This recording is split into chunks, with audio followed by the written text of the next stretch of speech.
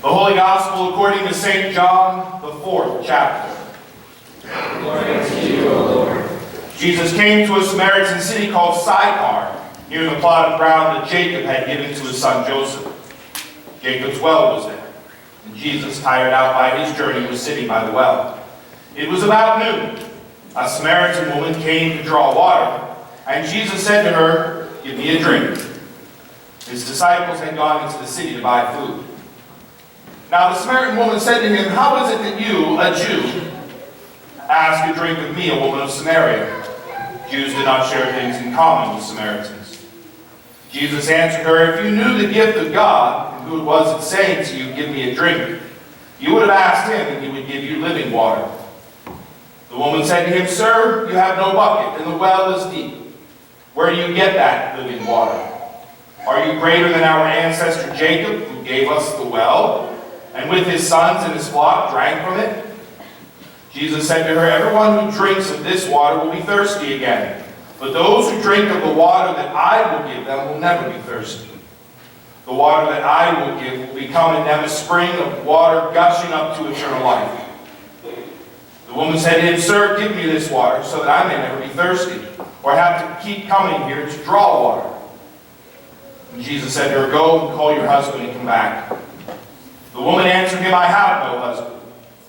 Jesus said to her, "You are right in saying, 'I have no husband.' For you have had 5 husbands, and the one that you are now with is not your husband.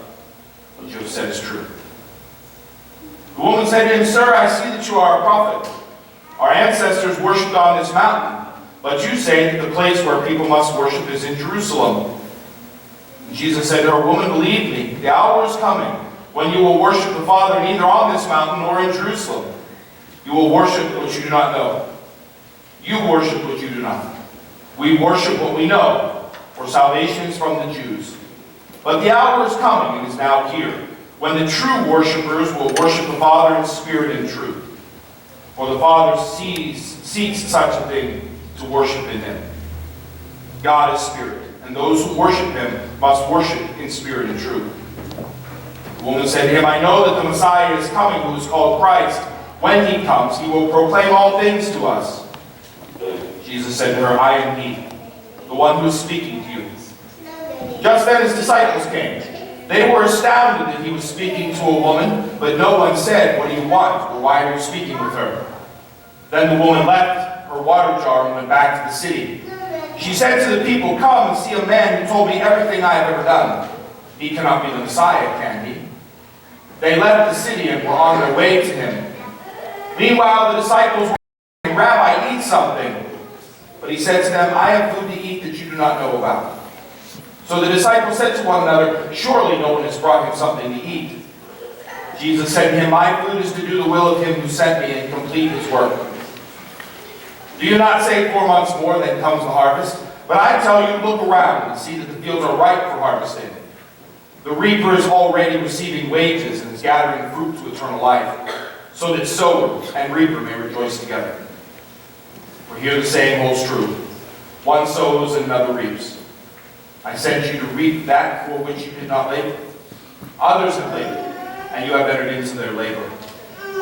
Many Samaritans from the city believed in him because of the woman's testimony. "He told me everything I have ever done." So when the Samaritans came to him, they asked him to stay with them, and he stayed there 2 days. And many more believed because of his words. They said to the woman, "It is no longer because of what you have said that we believe. We have heard for ourselves, and we know that this truly is the Savior of the world."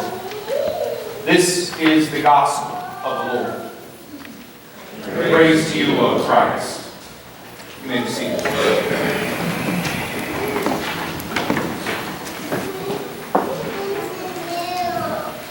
Grace, mercy, and peace be with you from God our Father and our risen Lord and Savior, Jesus Christ. Amen.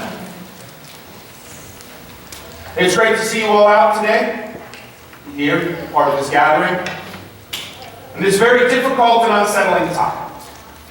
We are in the midst of something that we have not experienced before. And we have experienced shutdowns and disruptions, but nothing to this scale or magnitude. And this creates a lot of questions, a lot of information, a lot of unknowns. It is here that our greatest fears can rise up. Our very foundations have been shaken. Schools and sports and entertainment, and even churches. This is unprecedented, and it's still evolving. We have not yet seen the end of this. And we also struggle because we have not seen the effects of this either. We're told of something that we're not seeing yet. And hopefully we never do, mind you. When we saw the rubble at Ground Zero, we saw the pieces of the space shuttle. We saw the newsreels from Dallas and the grassy knoll. We saw the clippings from Pearl Harbor and the camps. We knew that. We saw it. It was there. But our uncertainty around this is that we don't see the effects of it yet. We may not see the effects of it at all. So our uncertainty, our anxiety, our fear starts to rise and we spiral. We start to fall into worst case scenario thinking. I've been asked, is this it? Is this the end? It's a legitimate question. I don't know the answer to that. God has not pulled back the curtain and revealed that to me yet. This is all new for us. Uncharted territory. And it drives us to a very old, very ancient, deep question. One that the Israelites faced, and we face again. Is God with us or not? I mean, that's what the Israelites asked. The Israelites had never traveled through the Sinai Peninsula before. They had never been on an Exodus before. They had no idea what they were doing. They were following Moses, who really had no idea what he was doing. He was just out in front a little bit. That's the thing about being a leader when you don't know what you're doing. If you ask yourself, or you say to yourself, I don't know what I'm doing, make sure you're not around the people who will hear you. That was Moses. Moses didn't know what he was doing. Moses was just walking along following God. And they ran out of water. And they came to that moment. I came to that moment where the people asked, is God with us or not? This is hard and difficult. It would have been easier to stay in Egypt, and eat of the flesh pots and the cucumbers, and die there. Is God with us or not? Things like this drive us to that question. Does God still care? Is God present? Is this the time when God has finally left the temple and gone off to play golf outside of Pluto? Have we spiraled into this hedonistic reality so much that God quit? If you haven't heard these questions, you're going to. If you haven't asked these questions, someone may ask you, or you may ask yourself. So what do we do? In this time, as in any time, we turn to the Scriptures. And we see what the Word has to show us. And today, we encounter the woman at the well. We see someone who, though singular, could and would ask the same question. Where is God? A Samaritan, to whom the people of God shun. A woman who is filled with shame and isolation. How do we know that? She is at the well at noontime gathering water. Now, you don't go to the well at noontime to gather water. It's hot, and you're there alone. Women would gather in groups, and they would go to the well either first thing in the morning or at the end of the day when the temperature was cooler, and they would go again in groups so that they would be more protected. But here is this singular woman at the well by herself, midday. This is a woman who is living in quarantine. Social, spiritual, emotional quarantine. Constant isolation.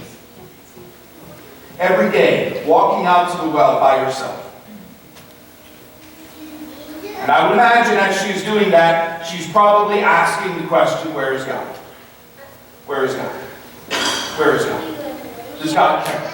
Is God even paying attention to me? Ever asked yourself that question? Look down that road once. Are you paying attention, God? Where are you? You know, it's a joy to turn into the Psalms because we see the psalmist ask that same question. Where are you? Turn your ear to me. Pay attention, God. Jesus even asked that question from the cross. So here is this woman at the well, living her life in quarantine and isolation. And we see God break in. We see God show up. We see God become very close to her. She was infected in her community, but not to God. She was a carrier of a social virus, and here is God in human form coming in and getting close, very close to her, and redeeming her. God shows up and changes the whole situation because God does care, and God is concerned, and God is paying attention. And God works on a timeline that we really know nothing about. Even though this woman, through apathy or fear or exhaustion, seems to have given up, God has not. God never does. Jesus enters her world and changes the whole thing. Makes everything new and different and complete by showing this woman that she does matter. That she is important. And that there is nothing too bad, too stained, too infected to come into God's presence. She goes and brings redemption to her community. Jesus comes into all of their existence and changes things and makes all things new. Jesus cleanses them, the Samaritans, and brings them hope and future and redemption. Now, Jesus was pressed to do this. We don't get this in this part of the reading, but the very beginning of the 4th chapter of the Gospel of John, we see that Jesus must go through Samaria to get to where he is going. No Jew goes through Samaria, but Jesus must go, as if the Spirit is forcing him into these places that he really probably doesn't want to go, but must go for the work of God.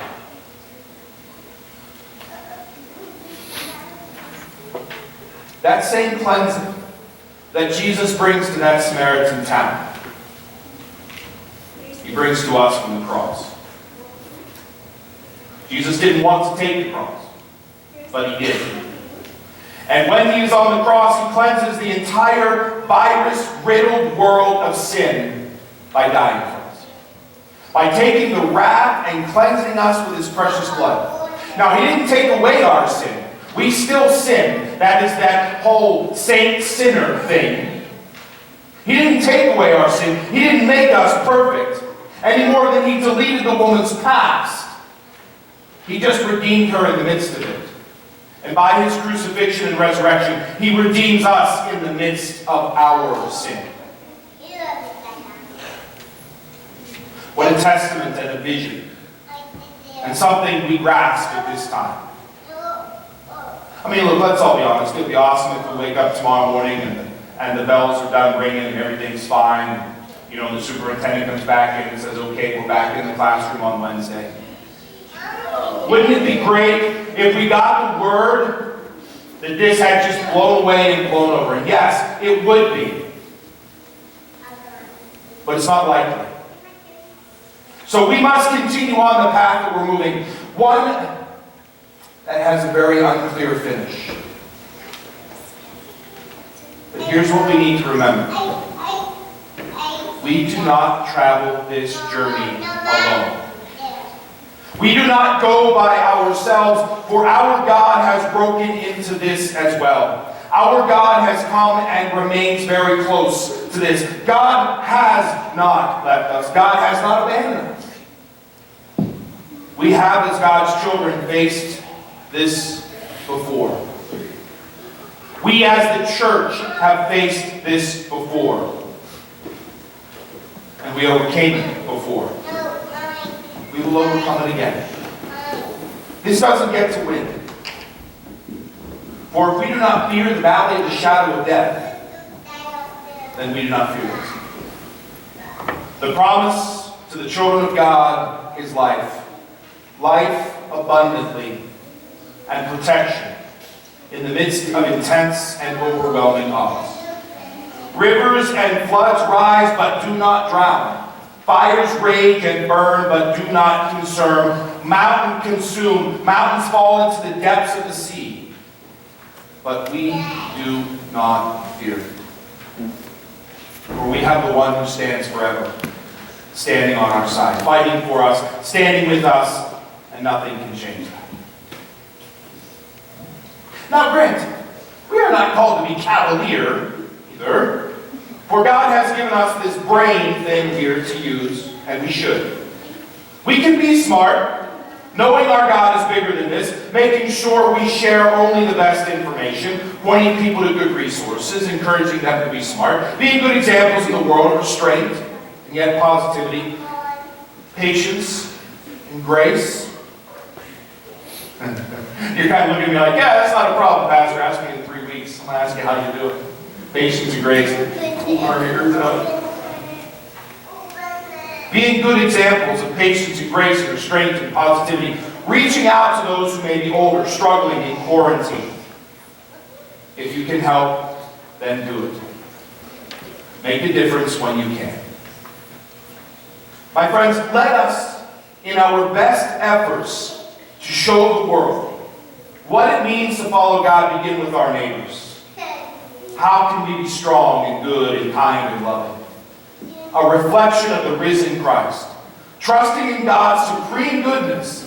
This will pass. This will not last forever. This will not be our end.